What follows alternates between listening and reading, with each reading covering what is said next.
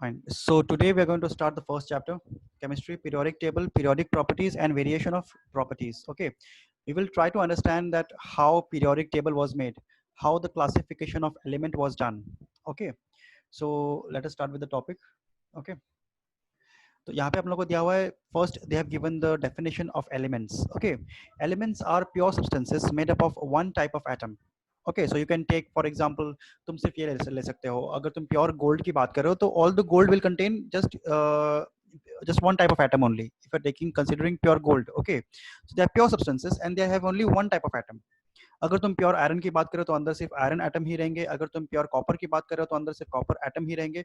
So if you take anything, any element in pure form, it will contain only one type of atom. Okay, so we are having in general different types of atom of different elements. Generally the elements that we have, they don't exist in free form, ऐसे pure form में नहीं रहते. Okay, वो लोग mixed form में रहते हैं. तो गोल्ड ऐसा हम लोग कभी भी माइनिंग करके प्योर गोल्ड नहीं निकालते, हम लोग प्योर आयरन प्योर एल्यूमिनियम नहीं निकालते, वो मॉलिक्यूल फॉर्म में रहता है, कंपाउंड फॉर्म में रहता है, और हम लोग उसको अलग अलग मेटलर्जिकल प्रोसेस से हम लोग उसको रिफाइन करते हैं.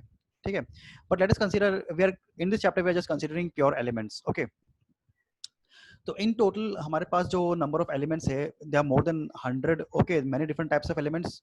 तो हमारे पास कभी भी अगर बहुत टाइप के कोई भी चीज अगर होती है, तो first thing that we do to understand them is that we try to classify them.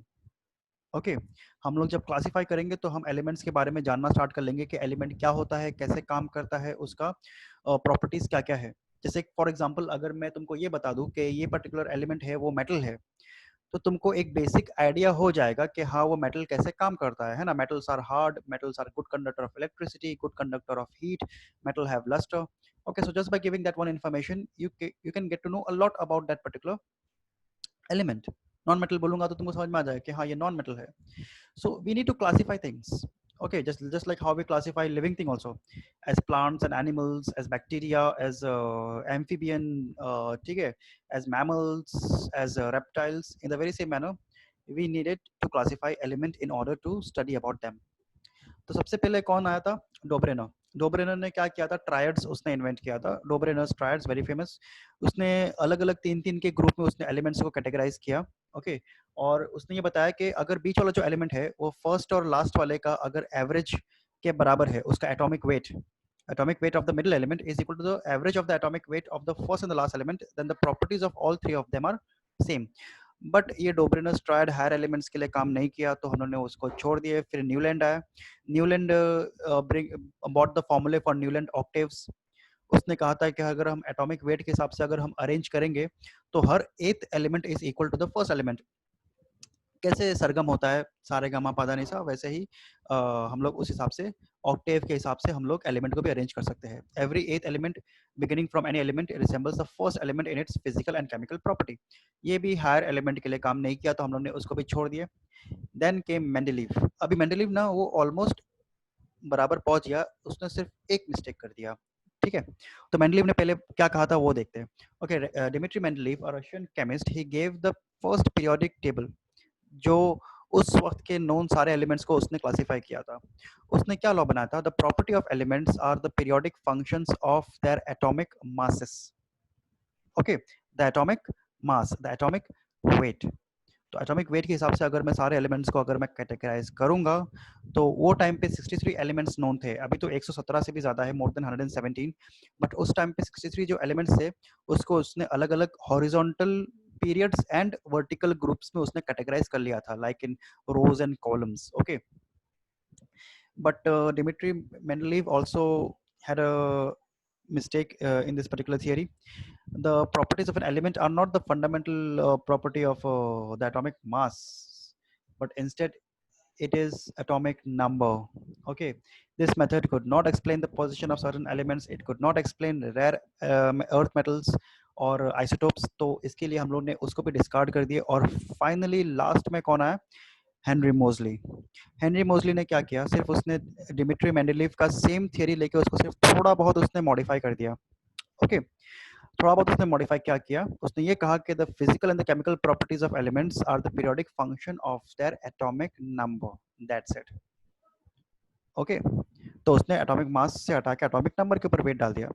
पूरा वजन उसके ऊपर डाल दिया उसने, ठीक है। तो अभी एटॉमिक नंबर डालने पे the entire periodic table became perfect. Okay, now we are having, अभी हमारे जो पास जो मॉडर्न पीरियोडिक टेबल है ये इसी मोजलीज लॉ के ऊपर बेस्ड है। Modern periodic table, the physical and chemical properties of elements are the periodic functions of the atomic number. Okay, फिर Niels Bohr the another scientist, he made the long form of modern periodic table. Long form basically क्या है कि periodic table के नीचे उसने और 2 रो add किया, lanthanide और एक्टिनाइड करके। ओके, लैंथेनियम एक्टिनियम एलिमेंट से। तो ये होता है long form of the periodic table. तो वो किसने बनाया? नील बोर ने बनाया। बट ये नील बोर ने भी हेनरी मोजले का ही प्रॉपर्टी यूज किया, that the physical and chemical property depend upon the atomic number.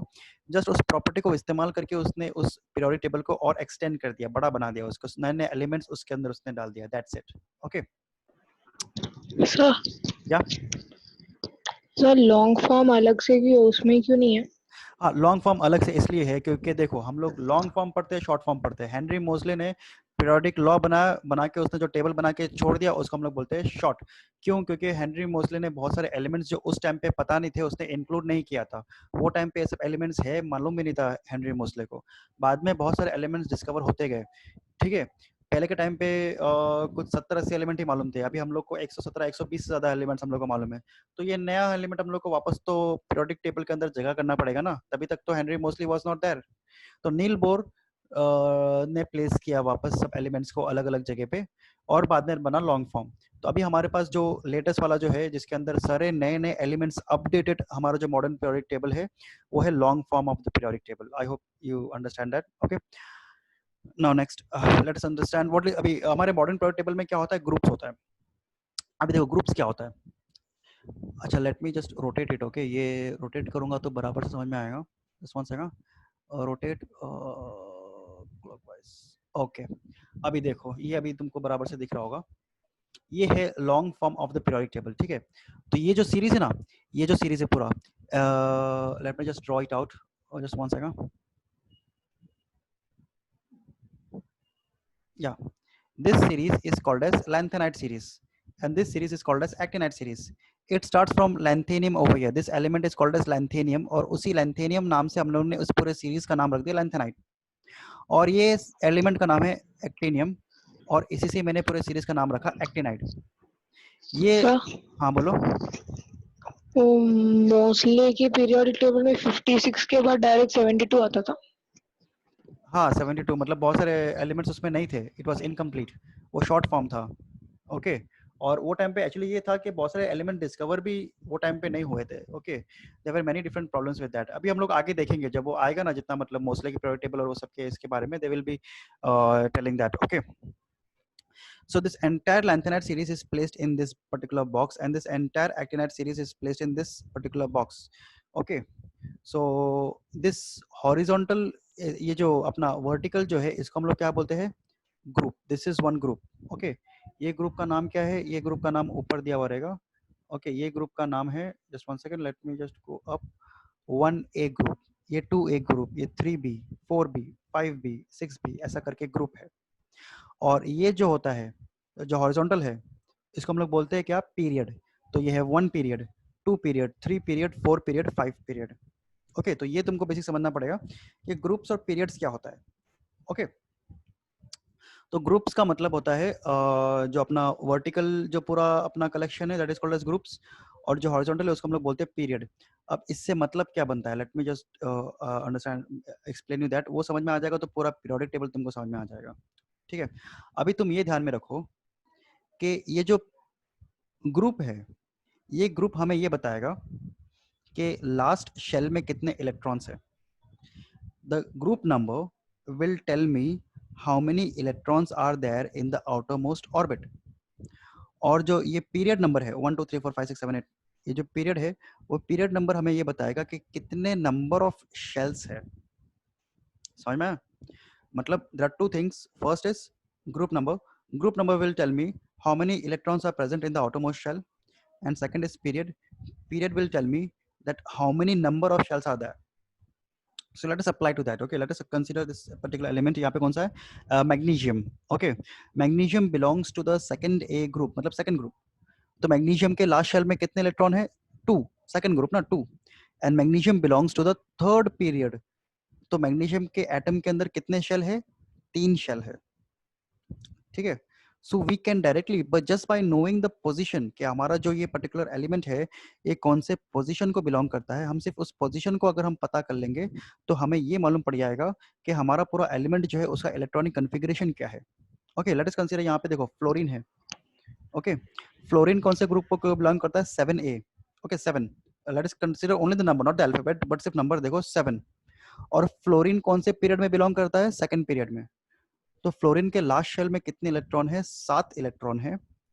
और फ्लोरीन के पास कितने नंबर ऑफ शेल्स है? 2 शेल्स है, there are 2 shells and in the last shell fluorine has 7 electrons. Okay, अगर if you consider aluminium over here, aluminium belongs to 3A, 3A group. Okay, तो element aluminium का group number क्या है? 3। तो aluminium के last shell में कितने electron है? 3। और कौन से पीरियड में आता है? 3। तो मतलब उसके कितने नंबर ऑफ शेल्स हुए? 3। Okay, so let us consider, तो मैं तुमको ये बताता हूँ कि चलो एक एलिमेंट देखते हैं हम लोग। एक एलिमेंट है जिसके लास्ट शेल में होने चाहिए 6 इलेक्ट्रॉन और नंबर ऑफ शेल्स होने चाहिए 4। तो 6 इलेक्ट्रॉन 6B, फोर्थ पीरियड क्या है वो? क्रोमियम, ठीक है। So this are the different ways. अभी देखो, because chemical property they depend upon the valency, chemical property they depend upon the valency of the particular element, and valency depends upon the number of electron in the outermost orbit. Okay, understand the chronology. Okay, first the chemical property depends upon the number of electrons in the outermost orbit, and the number of electrons in the outermost orbit is represented by the group. So hence all the element in the same group have the same property. तो हम लोग ये बोलते हैं कि अगर एक particular group को बिलोंग करता है तो वो ग्रुप का प्रॉपर्टी उसके अंदर रहेगा। देखो यहाँ पे 7A अगर हम लोग देख लेंगे, 7A जो यहाँ पे रेड रेड करके ये मार्क किया हुआ है, ठीक है, they are called as halogens. यहाँ पे देखो नाम लिखा हुआ है, हैलोजन है वो, ठीक है। तो हैलोजन का ये पर्टिकुलर ग्रुप हो गया। ये फ्लोरीन, क्लोरीन, ब्रोमीन, आयोडीन, एस्टाटाइन और नीचे जो ये दिया रहा है अनसेप्टियम, ठीक है, these are all belonging to the group of halogen. उसमें से we don't study astatine and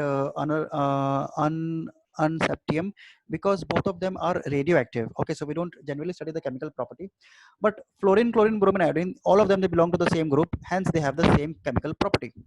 और सबके लास्ट शेल में कितने इलेक्ट्रॉन है? सबके लास्ट शेल में है 7 इलेक्ट्रॉन। फ्लोरीन के पास 2 शेल है, क्लोरीन के पास 3 शेल है, ब्रोमीन के पास 4 और आयोडीन के पास 5, लेकिन number of electrons in the last shell is same 7। अभी जो देखो यहाँ पर क्या है, जो इनर्ट गैसेस है, all of them they are non metals inert gases. Okay, helium, neon, argon वगैरह, क्रिप्टॉन, जेनॉन, रेडॉन, ठीक है। तो ये सब जो ये सब एक ग्रुप को बिलोंग करते हैं, तो सबका प्रॉपर्टी सेम रहेगा। यहाँ पे देखो hydrogen, lithium, sodium, potassium, rubidium, तो ये सब एक ग्रुप को बिलोंग करते हैं, इसकी प्रॉपर्टी सेम रहेगा। Understand? So elements belonging to the same group have the same property. अब देखो यहाँ पे उन लोगों ने कैसे, जो ब्लॉक है वो सॉलिड है, जो ड्रॉप है वो लिक्विड है, और जो ऐसा बनाया हुआ है वो गैस है। तो यहाँ पे अलग अलग सिंबल बना हुआ है। तो यहाँ पे देखो iridium is solid, mercury is liquid, mercury का सिंबल देखो, ठीक है। Then radon is gas, okay, oxygen is gas, nitrogen is gas, okay. और यहाँ पे जो ये जो एलिमेंट है first A and second A, okay, ये जो एलिमेंट्स है यहाँ पर they are called as alkali metals and alkaline earth metals because they are obtained from earth। हम लोग डीप डिग करके उसको निकालते हैं, ठीक है, they are present in the soil, तो they are active metals, they are highly reactive। Okay, तो ये मेटल्स हो गया। उसके बाद ये जो ये पार्ट है 3B से लेके ये 2B तक का, ये जो पूरा जो ये रीजन है और बीच में जो ब्लू ब्लू ये जो जिगजैग जा रहा है, they are heavy metals. Okay, heavy metals with high density like iron, like cobalt, like nickel, density is high, okay, like titanium वगैरह वगैरह, okay, silver, gold, cadmium, ये सब, ठीक है। सोडियम, लिथियम, ये सब हैवी मेटल नहीं है, ये सब वेरी लेस डेंसिटी है। इनफैक्ट तुम सोडियम को तो एक नाइफ से कट कर सकते हो, वो इतना सॉफ्ट है, ठीक है।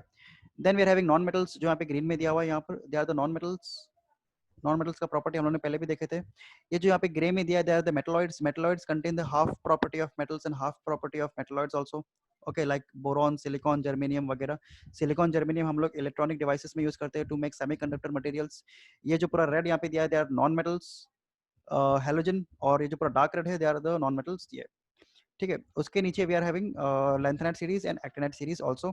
और जो नीचे का जो हैवी एलिमेंट है, हैवी एलिमेंट आफ्टर पोलोनियम, ये जो पोलोनियम PO है 84 नंबर, इसके बाद जो एलिमेंट जितने भी प्रेजेंट है ये हम लोग स्टडी नहीं करते क्योंकि ये हाईली रेडियो एक्टिव है. They have the risk of emitting very high amount of radiation. Okay, they are very energetic. So this is the entire structure of the long form of the periodic table. Okay, अब देखो यहाँ पे हम लोग इसको बोलते हैं representative elements. Representative क्यों? Because they represent the particular group in which they belong to. ठीक है, हाइड्रोजन रिप्रेजेंट करता है 1A को. ठीक है, यहाँ पे बेरिलियम BE रिप्रेजेंट करता है सेकंड ग्रुप को. यहाँ पे बोरॉन रिप्रेजेंट करता है थर्ड ग्रुप को. कार्बन रिप्रेजेंट करता है फोर्थ ग्रुप को. तो ये जो पार्ट है 13 से लेकर 17 और 1 2 they are called as representative. This 1 2 is a representation of S block and this 13 से लेकर 17 is a representation of P block. ये जो है लास्ट वाला जो जीरो ग्रुप है इसके अंदर प्रेजेंट है noble gases. Okay, noble gases मतलब inert gases, they don't react with anything. किसी चीज से भी वो रिएक्ट नहीं करते. हीलियम नियॉन का octet is completely satisfied. They are chemically immune. जो बीच का जो ये पार्ट है ये मेटल और नॉन मेटल के बीच का पार्ट है. तो कोई भी चीज हम जब बीच में करते हैं तो ये क्या होता है? ये ट्रांजिशन होता है. ट्रांजिशन मतलब it is the element present between metal and non metal, metal on the left and non metal on the right. तो ये हो गया ट्रांजिशन. और उसके बाद में अपना जो लैंथेनाइट और एक्टिनाइट जो सीरीज है, lanthanide series is a part of transition and actinide series is part of this block of transition, so hence they are called as inner transition. transition के अंदर भी एक सब category. Okay, so this is how they have categorized all the different elements. Okay, we are having representative elements. representative इसलिए because they represent the group in which they belong. तो ठीक है, अगर मैं बोलूँ फिफ्थ ग्रुप का representative कौन है तो फिफ्थ ग्रुप का रिप्रेजेंटेटिव एलिमेंट है यहाँ पे नाइट्रोजन. सिक्स्थ ग्रुप का रिप्रेजेंटेटिव कौन है तो वो है ऑक्सीजन. ठीक है, ये लिथियम क्या बोलते हैं, बेरिलियम, ये सब they are all representative elements. ये वाला sodium Mg, NaMgAlSiPsClAr. Okay, this third group, sorry हाँ थर्ड पीरियड. ये थर्ड पीरियड को तुम लर्न कर लोगे तो तुम्हारा सारा रिप्रेजेंटेशन लर्न हो जाएगा. Okay, transition is between metal and non metal. noble gases is present on the extreme right, and inside the transition we are having inner transition, lanthanide and actinide series. Okay, so let us go to the next topic now.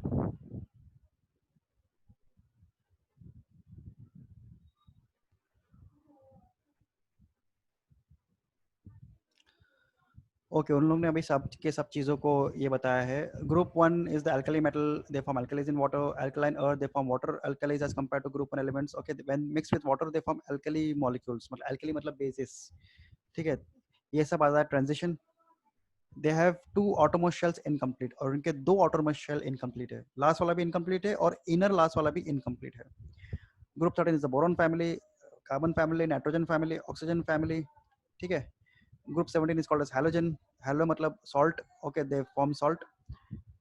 जैसे NaCl तो common salt हो गया, तो वहाँ पे chlorine आता है, chlorine is a halogen.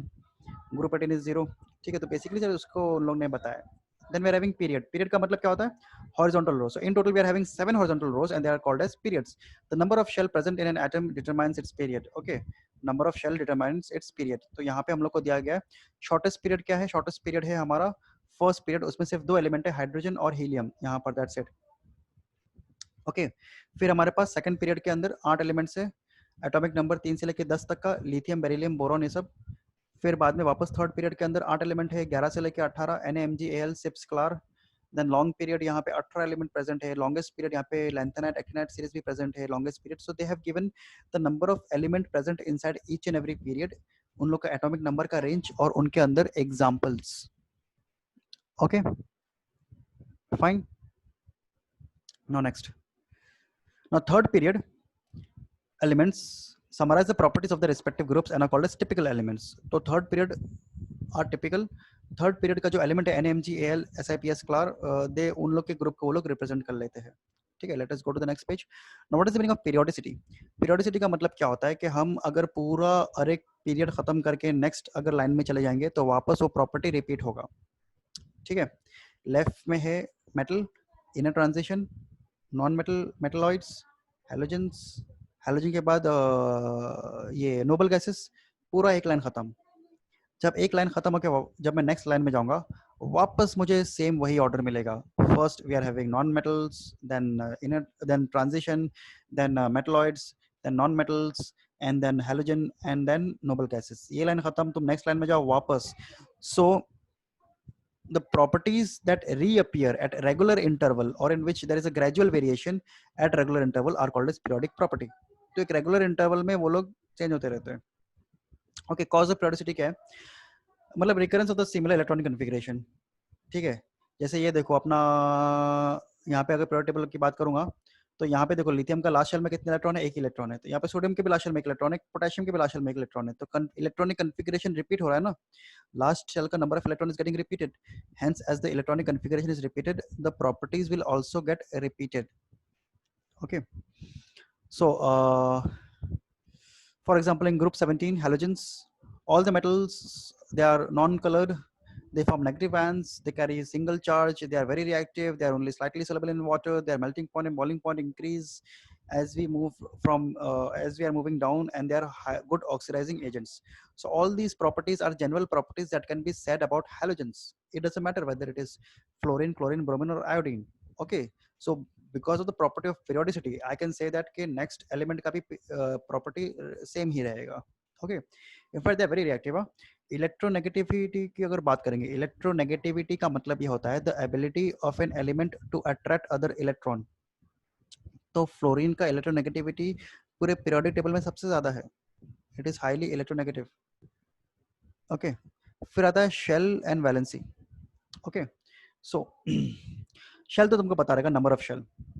As you move down a group top to bottom the number of shell will go on increasing. Okay, पहले पीरियड में एक शेल है, दूसरे पीरियड में दो शेल है, तीसरे पीरियड में तीन शेल है. तो हम लोग ऊपर से नीचे जितना जा रहे हैं उतना number of shell is going on increasing. तो अगर हम लोग हैलोजन की बात करेंगे, पहले हैलोजन का कॉन्फ़िगरेशन है 2,7, सिर्फ दो शेल.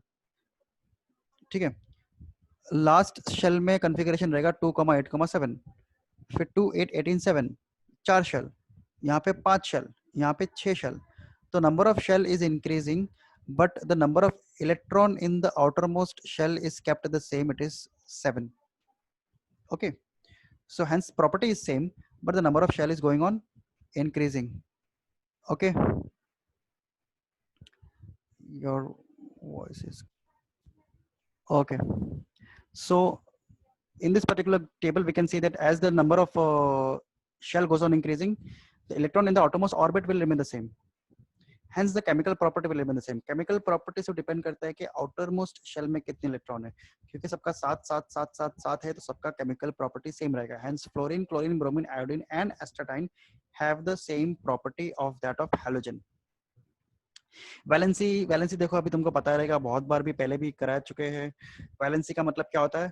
ऑन वैलेंसी मतलब the number of electron required to complete the octet. ठीक है, जैसे ऑक्सीजन के पास लास्ट शेल में 6 इलेक्ट्रॉन है तो उसको ऑक्टेट बनाने के लिए और 2 चाहिए, वो 2 इलेक्ट्रॉन ले लेगा तो उसकी वैलेंसी कितना हुआ? 2. सोडियम के लास्ट शेल में 1 इलेक्ट्रॉन है तो ऑक्टेट 8 बनाने के लिए या तो उसको 7 लेने पड़ेंगे या तो उसको 1 देना पड़ेगा. तो सोडियम 7 लेगा नहीं, वो 1 दे देगा. तो सोडियम का वैलेंसी कितना है? सोडियम का वैलेंसी है 1. So on moving down a particular group, the number of electrons in the outermost shell remains the same ना. एक ग्रुप के अंदर हम लोग ने ये देखे थे कि ग्रुप नंबर डिटरमाइंस के लास्ट शेल में कितने इलेक्ट्रॉन है. लास्ट शेल में जितने इलेक्ट्रॉन है वो डिटरमाइन करेगा कि वैलेंसी क्या है.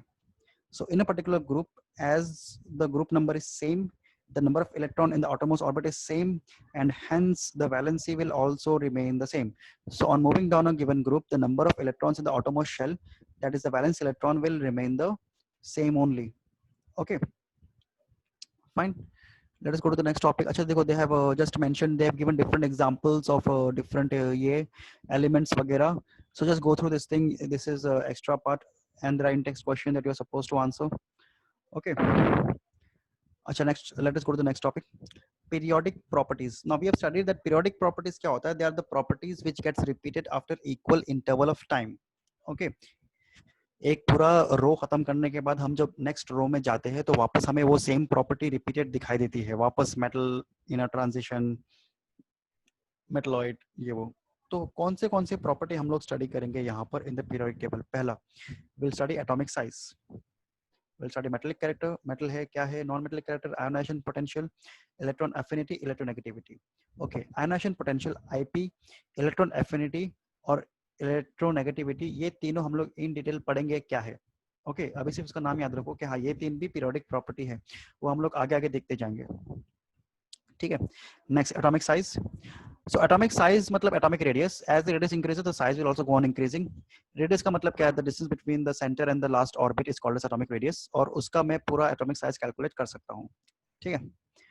And it can also be defined as the half. Hello. हाँ fine. Otherwise, atomic radius can also be defined as the half the internuclear distance. तो ये जो atom के बीच का जो distance है, ये distance को अगर मैं divide by 2 करूँगा, तो वो भी मेरा atomic radius हो जाएगा। ओके सो ये प्योर एटॉमिक फॉर्म में, और ये एक मॉलिक्यूल के फॉर्म में हम लोग एटॉमिक रेडियस कैलकुलेट कर सकते हैं। Atomic radius is generally calculated in unit Armstrong. It is very tiny, एक एटम इतना छोटा है, अनइमेजिनेबली स्मॉल है, तो तुम इमेजिन भी नहीं कर सकते। तो वहां पे हम लोग मीटर सेंटीमीटर यूज नहीं कर सकते, वहां पे हमारे पास एक अलग ही यूनिट है। आर्मस्ट्रॉन्ग मतलब 10⁻⁻10 मीटर, मतलब 0.000 10 बार 0 फिर 1 मीटर, और पिको मतलब 10⁻12 metre. They are very tiny numbers, okay. Atomic size depends upon number of shells, है ना। As the number of shell goes on increasing, obviously the atomic size will go on increasing. ये देखो यहाँ पर sodium है जिसके पास सिर्फ 3 shell है, और यहाँ पे पोटेशियम है जिसके पास 4 शेल है। तो ऑब्वियसली 4 शेल वाला पोटेशियम 3 शेल वाले सोडियम से बड़ा होगा। तो अगर मैं नंबर ऑफ शेल की बात करूंगा, then as the number of shell goes on increasing, the atomic size will also go on increasing, ठीक है। तो ये हो गया पहला प्रॉपर्टी। दूसरा क्या होता है? Nuclear charge. अब न्यूक्लियर चार्ज में ध्यान रखो, ठीक है। न्यूक्लियर चार्ज से फोर्स ऑफ अट्रैक्शन बढ़ता है, ओके। अज्यूम करो कि एक एटम है, उसके पास एक प्रोटॉन है और एक इलेक्ट्रॉन है, ठीक है। तो एक जितना उसका फोर्स ऑफ अट्रैक्शन आएगा between the proton eight the centre of the nucleus and at the electron outer most orbit, okay. But let us consider दूसरा एटम। दूसरे एटम में कितना है? 10 प्रोटॉन है और 10 इलेक्ट्रॉन है in the outer most orbit. तो यहाँ पर 10 गुना ज्यादा फोर्स ऑफ अट्रैक्शन जनरेट होगा। जब फोर्स ऑफ अट्रैक्शन बढ़ जाएगा तो एटम विल स्क्वीज, ओके, वो और नजदीक, electron and proton will try to come close because there is way too much higher force of attraction between them. So if the last shell electron comes closer to the nucleus at the centre, तो radius हमारा हो जाएगा छोटा, ठीक है।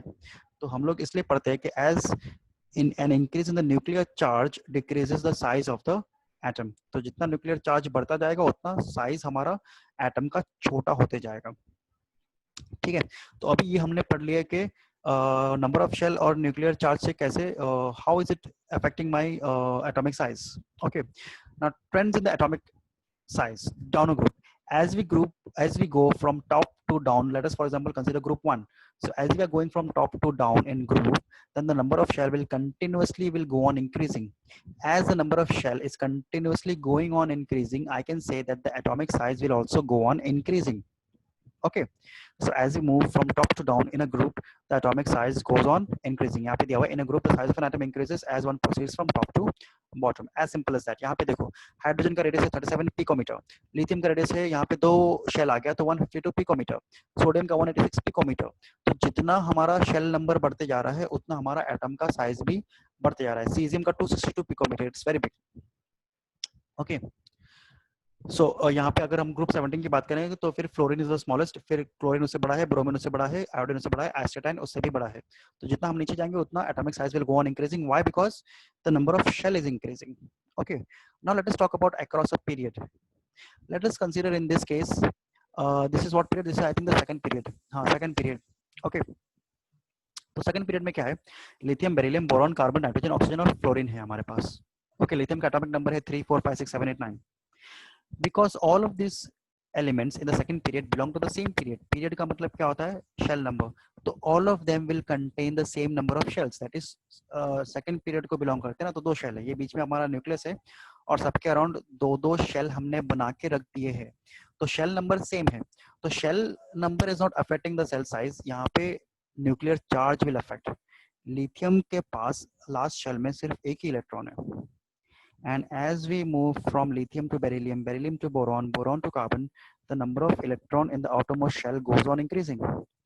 As the number of electron in the outermost shell is going on increasing, we can say that the nuclear charge, the force of attraction will also go on increasing. Force of attraction बढ़ रहा है तो उसकी वजह से outer shell का electron will get closer to the nucleus, तो जितना अपना एटम है उसका साइज छोटा छोटा छोटा होता जाएगा, क्योंकि यहाँ पे नंबर ऑफ इलेक्ट्रॉन और प्रोटॉन भी बढ़ रहा है।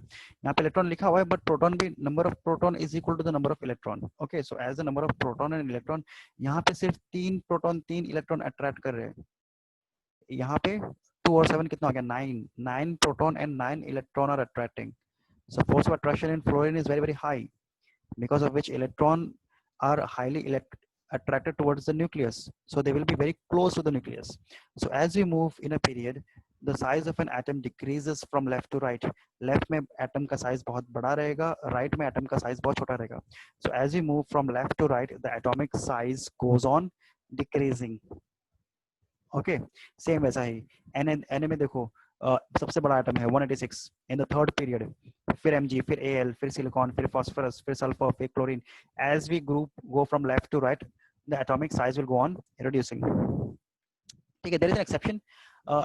As an exception, the size of an atom of inert gases are bigger. ठीक है, तो इनर्ट गैस तो क्लोरीन के भी राइट में है, लेकिन इनर्ट गैस जो है वो क्लोरीन से छोटा नहीं है. ठीक है, वो इसलिए होता है because they have the maximum number of electrons in their outermost orbit, thus the electronic repulsion are maximum, hence the size of an atom of inert gas is bigger. तो वहां पर क्या होता है कि लास्ट शेल में क्योंकि 8 electron present है, उन लोग के सारे इलेक्ट्रॉन लास्ट शेल में है, तो उस इलेक्ट्रॉन के अंदर negative negative negative negative repulsion आ जाता है. ठीक है, अगर electrons are repelling each other, repel मतलब दूर दूर जाना ना, तो this electron will start moving away from each other. If they are moving away, then atomic radius will go on increasing. Okay, तो inert gases is one exception, and that exception is because inert gases में electron के अंदर electron repulsion बढ़ जाता है. okay, fine. अच्छा, you can go through this particular answer. cation is always smaller than the parent. देखो cation में क्या होता है, cation का मतलब पॉजिटिव आयन और anion का मतलब नेगेटिव आयन. अगर मैं cation की बात करूंगा, लाइक फॉर एग्जांपल सोडियम, तो सोडियम का अगर cation है, उसमें इलेक्ट्रॉन मैंने निकाल दिया, तो यहाँ पे क्या हो जाएगा, वो 2,8 यहाँ पर ऐसा एक cation फॉर्म हो जाएगा. ठीक है, क्योंकि एक शेल ही खत्म हो गया है, मतलब एक शेल पूरा का पूरा उड़ गया है यहाँ पे. ठीक है, तो this Na cation will be smaller than the Na का normal atom. Okay, so and also as we move the electron, the proton are more than electron in a cation, so electrons are strongly attracted by the nucleus, क्योंकि positive charge बढ़ गया ना, वो पूरा negative को overcome कर देगा और वो अट्रैक्ट कर देगा. ठीक है, अब एनायन में क्या होता है, एनायन में नेगेटिव आया ना, एनायन में एक इलेक्ट्रॉन हमारे पास एक्स्ट्रा आ गया, लाइक फॉर एग्जांपल क्लोरीन. ठीक है, तो इलेक्ट्रॉन तो आया है, एक बढ़ गया है, लेकिन प्रोटॉन तो नहीं आया ना. So positive charge is less and negative charge is more. So effective, there is a effective decline of positive charge in the nucleus is less, so there is less inward kind of a pull, because there is not enough positive charge for it to attract the extra electron, hence force of attraction is less and the chlorine anion will be bigger. ठीक है, and size of isoelectronic ions. ठीक है, isoelectronic ions मतलब एक ऐसा ion जिसमें number of electron same है, जैसे मैग्नीशियम, सोडियम, फ्लोरीन और ऑक्सीजन. ये अलग अलग जो आयन है, magnesium 2+, sodium plus, fluorine minus और ऑक्सीजन 2-, सब में 10 इलेक्ट्रॉन है, लेकिन सब में number of proton is different. ठीक है, because of the difference in the number of proton and electron, the size will also be different. अगर प्रोटॉन ज्यादा है तो एटम विल बी स्मॉलर, और अगर प्रोटॉन कम है, जैसे देखो यहाँ पे ऑक्सीजन में प्रोटॉन कम है, इलेक्ट्रॉन ज्यादा है, तो atom will be bigger. So depending upon the number of proton and electron, you can determine कि अपना जो एटम है वो बड़ा रहेगा कि छोटा रहेगा. Remember, if positive charge is more, proton is more and electron is less, atom will be smaller. And if proton is less and electron is more, then atom will be bigger. ठीक है, फिर last will just do one definition. आज page number 7 तक का ही करते हैं, then will continue with the next part tomorrow. Metallic character. Metal, देखो तुमने मेटल का बहुत सारा डेफिनेशन पहले पढ़ा होगा. मेटल का मतलब क्या, जो बहुत हार्ड है. मेटल का मतलब क्या, जो क्या बोलते हैं, इलेक्ट्रिसिटी जैसा है, जो एकदम वायर बना सकते हैं हम लोग, मशीन बना सकते हैं. But the main definition of metallic character is what, any atom when it is having the ability to lose electron and form a positive ion, that atom is called as metal. ठीक है, तो metal का मतलब ये नहीं कि metal is hard या फिर मेटल इज शाइनी या फिर metal is used to make any kind of machine, but those elements which have a tendency to lose their valence electron, one electron will be lost, 1 or 2, 3 also and form a positive ion. Metal will always form a positive ion are considered metals. तो non metal क्या रहेगा? Non metal मतलब they will gain electron and they will form a negative ion. ठीक है, तो ये हमारा main definition है मेटल का. अगर तुम ये बोलोगे कि मेटल्स आर हार्ड, तो मर्क्यूरी तो लिक्विड है ना. अगर तुम ये बोलोगे कि metals are good conductor of electricity, there are many metals which are not good conductor of electricity. ठीक है, तो मेन डेफिनेशन जो हर एक मेटल को सेटिस्फाई करता है वो ये है कि हमेशा एक मेटल इलेक्ट्रॉन को लूज करके पॉजिटिव आयन बनेगा और एक नॉन मेटल इलेक्ट्रॉन को गेन करके एक नेगेटिव आयन बनाएगा. ठीक है, so we have ended page number 7. Okay, so I'll be doing till over here.